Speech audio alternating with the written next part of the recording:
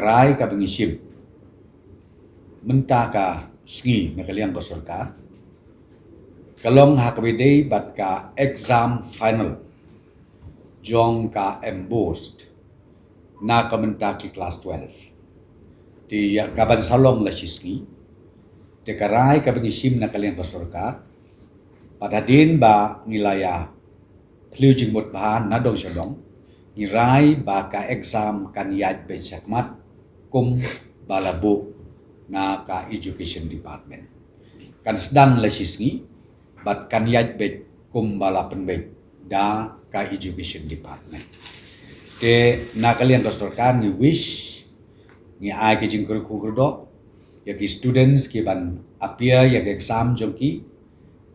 ya ka class 12 exam ku ban solong naru la shisgi ba kinla ban yele ba ha kaneka exam ku jongki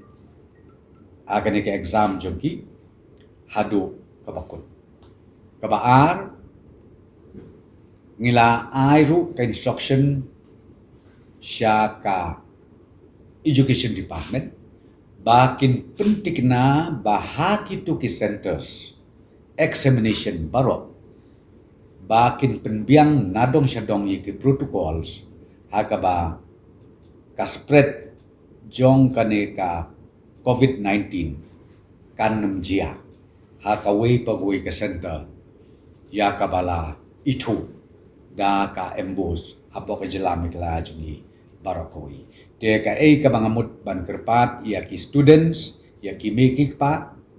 bakim day bandon ka jing ritmen sim ka sorkar kala shim ki precautionary barok na kamenta ka safety jong ki students ka jungi ki banele ka exam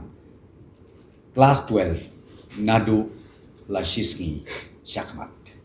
kata kadai kawai ka decision ka ngishim